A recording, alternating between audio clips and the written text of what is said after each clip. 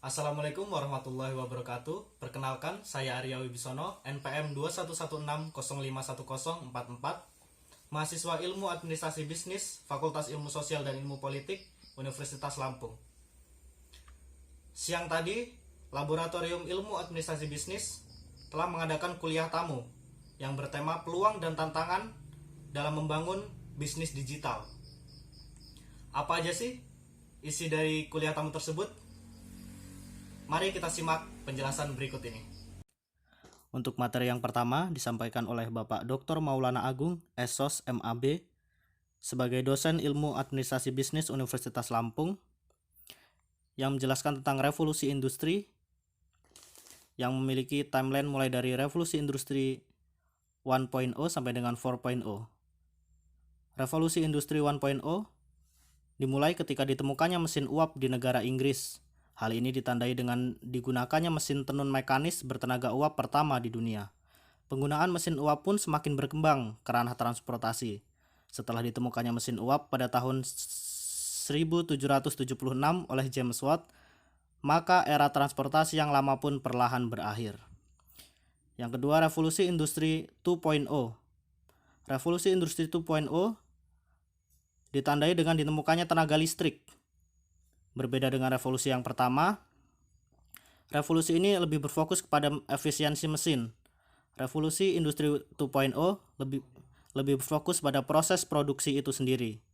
Dampak revolusi industri 2.0 yang lain paling terlihat adalah saat Perang Dunia Kedua, di mana kala itu produksi kendaraan perang seperti tank, pesawat, dan senjata tempur lainnya diproduksi secara besar-besaran.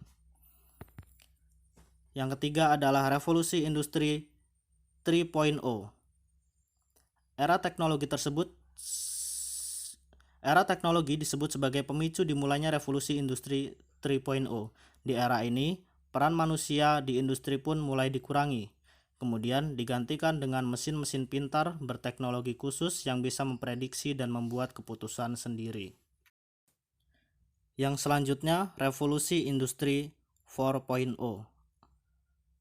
Merupakan revolusi industri di mana berfokus kepada perkembangan dunia digital dan internet. Berbagai inovasi seperti robot yang terhubung ke internet, artificial intelligence, cloud computing, dan sebagainya berkembang dengan sangat pesat di era ini. Oleh karena itu, di era ini sangat diperlukan literasi digital. Literasi digital adalah kemampuan dan pengetahuan untuk memanfaatkan sarana digital secara bijak dan tepat dalam upaya mengembangkan kemampuan dalam penerapan TIK dalam kehidupan sehari-hari. Selanjutnya, materi yang kedua disampaikan oleh Bapak Galuh Koco Sadewo sebagai co-founder Botika, yaitu tentang artificial intelligence. Artificial intelligence atau kecerdasan buatan adalah kemampuan komputer atau mesin untuk meniru kemampuan berpikir manusia. Suatu kecerdasan mirip manusia yang dilakukan oleh robot, komputer, atau mesin.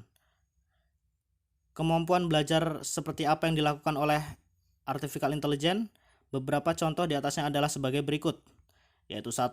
Mengenali objek, 2. Memahami bahasa, 3. Belajar dari contoh atau pengalaman, 4. Memperkirakan tren, dan 5. Memprediksi masa depan.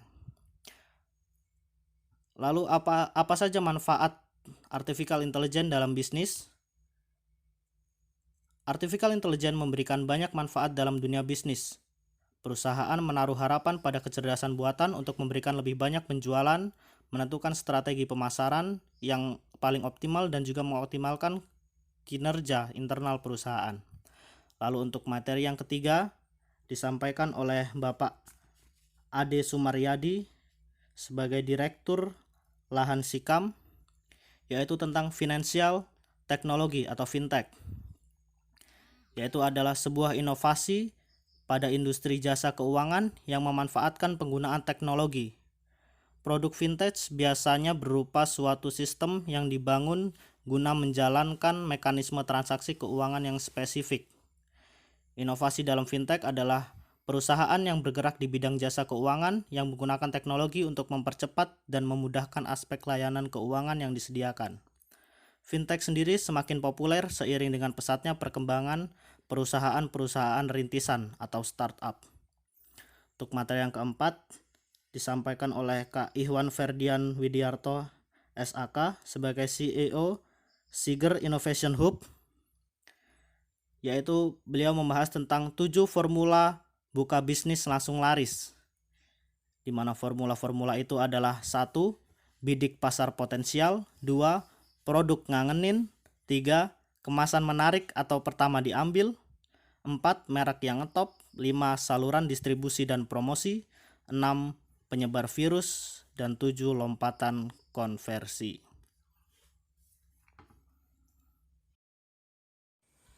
Sekian ringkasan materi pada kuliah tamu pada hari ini. Semoga berdapat bermanfaat bagi teman-teman semua. Saya akhiri. Wassalamualaikum warahmatullahi wabarakatuh.